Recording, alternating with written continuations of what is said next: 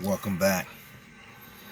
Hope you've been enjoying the last few videos, prophetic teachings. We are back today with something interesting the Lord gave me some days ago. There are so many prophetic apostolic teachings and words that I have. And so today we're going to be looking at prospering in a famine in the promised land in a time of famine. Prospering in the promised land in a time of famine. 7 years of plenty. Part 1. It may only be a couple parts as it relates to this specifically, unless we continue to push that out concerning the 7 years of plenty, because there's still a few of those other revelations that we need, an insight that will bless our life. Okay, so today the Lord drew me some days ago to 1 Kings chapter 18 with his prophet Elijah, which is quite interesting, something we're going to see here. 1 Kings chapter 18, we're going to see something interesting as it concerns God's servant Elijah. And we're going to be looking at verse 41 for starters. And that may be where we build from. But the Lord drew me to something interesting about what Elijah said. In verse 41, and Elijah said unto Ahab, Get thee up, eat and drink, for there is a sound of abundance of rain. I want us to understand something as we establish where we're going about rain. First of all, rain is not just natural, because all truth is parallel.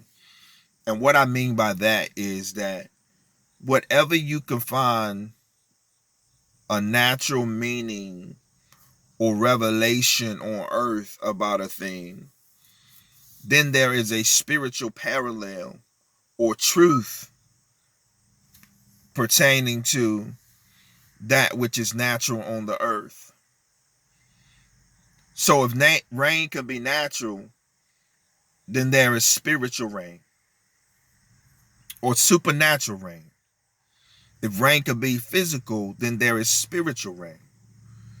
If rain is visible, the natural rain, then there is invisible rain. And rain in the Bible at times is symbolic to the blessings of God, or the supernatural or spiritual rain of God that he pours out in our life, even as it is on the earth. For some time now, I have been decreeing and declaring the receiving of our milk and honey. I've been speaking about milk and honey. I've been speaking of 7 years of plenty. I've been speaking of prospering in the promised land. I've also broke down the meaning of what milk and honey represent in the Bible. And it is plenty and abundance.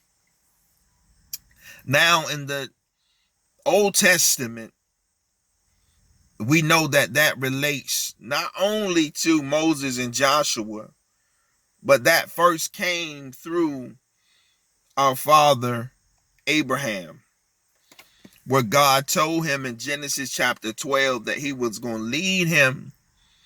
He was told him to leave his family, his mother, his kindred, and go into a land that he would show him. Now, that land that God was speaking to him about is referred to as Canaan land. Canaan prophetically means the land of purple or purple. Purple is a prophetic color of royalty. My God.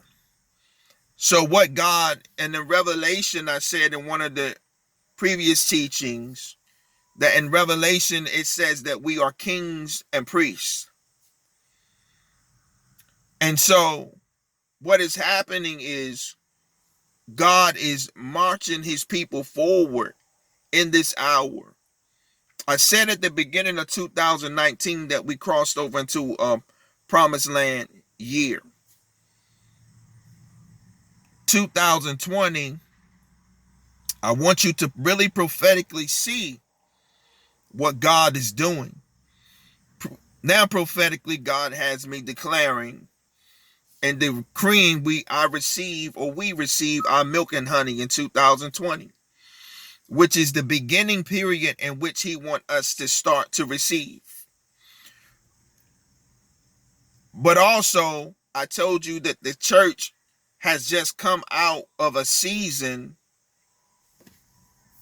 of a type of famine for the most part, or in general. Most of the church have not received milk and honey yet. So now I told you God has brought us into a season. We had just crossed over last month into a season of 7 years of plenty. Okay, I want you to take a look at what I just said earlier about how in Revelation the Bible tells us that we are kings and priests, and that the land of Canaan is the land that represents prophetic.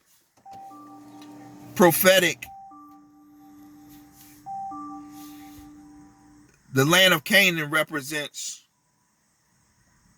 prophetically the color purple. Purple is a prophetic color of royalty. Royalty is a mark of kings and queens, which speaks to a certain dimension of honor. So when it comes to being a king or a queen, especially in the kingdom of God, I'm not going to speak on the worldly aspect, but in the kingdom of God, God's queens and his kings are to represent royalty. So we're to be dressed in royal apparel. We're to represent and look like royalty in the kingdom of God. Jesus is the King of Kings and the Lord of Lords. And we are kings and queens under the King of Kings. And so what is happening is God is marching his people forward, not only into a season of milk and honey, not only into a season of plenty, 7 years of plenty, but also into a land. I had no idea which way I was going, but it's becoming clear by the Spirit of God. So watch this.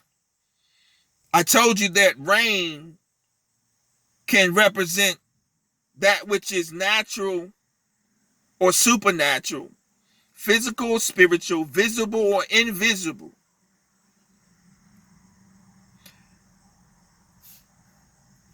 But that rain also has to fall somewhere.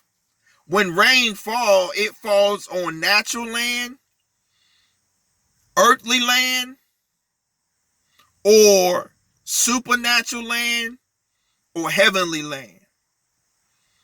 And as kings and queens of the kingdom, we are heavenly.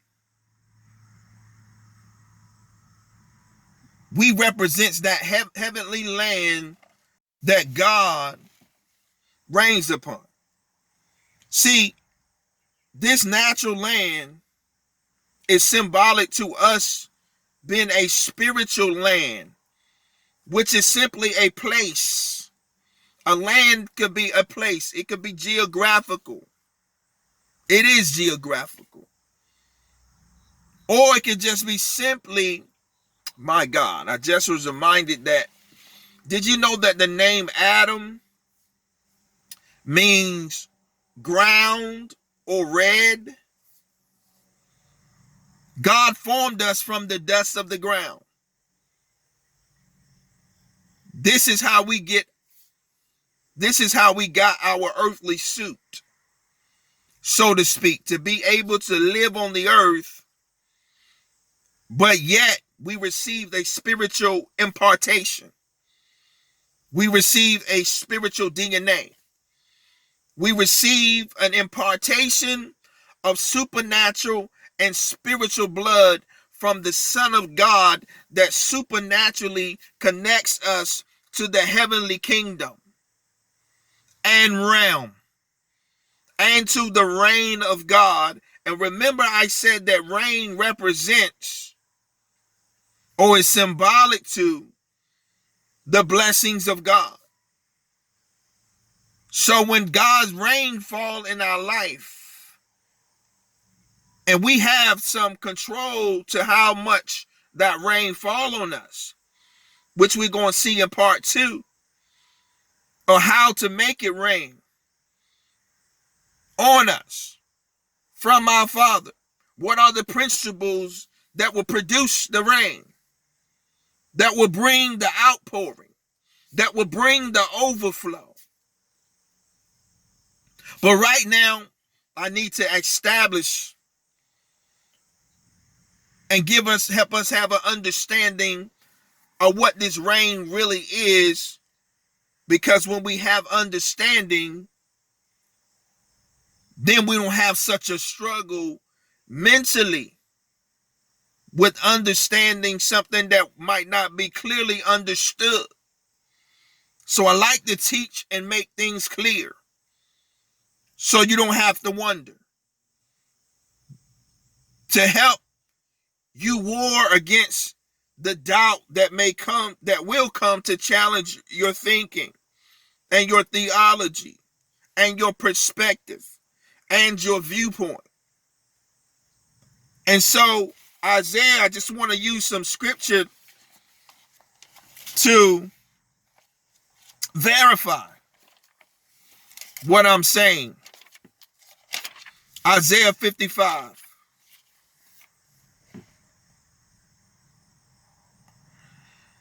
Verse 10.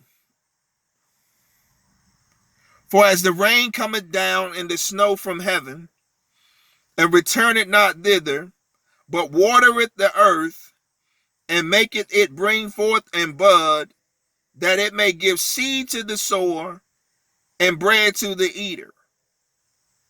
You see that? Now God is also and more so talking about his word as you continue to read that, just establishing his people in the truth of his word to help them not waver, but understand that as sure as rain fall on the earth, so is my word when I make you a promise. My God, did you get that? So is his word when he make you a promise. 7 years of plenty, milk and honey, prospering in the promised land, even in the midst of a time of famine. This is what God is establishing his people in this hour, and trying to establish our faith and make it firm and strong as he move us forward, so we would not have any doubt or unbelief that could rob us or cause us to forfeit the promise. Deuteronomy chapter 11 is where I want to go to see this spiritually. Deuteronomy 11.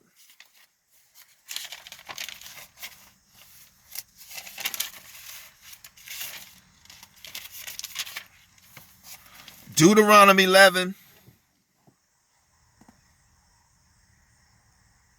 verse, let me find this. Verse 14. And that I would give you the rain of your land in his due season, the first rain and the latter rain, that thou mayest gather in thy corn and thy wine and thy oil. You see that? Be looking for part 2. God bless.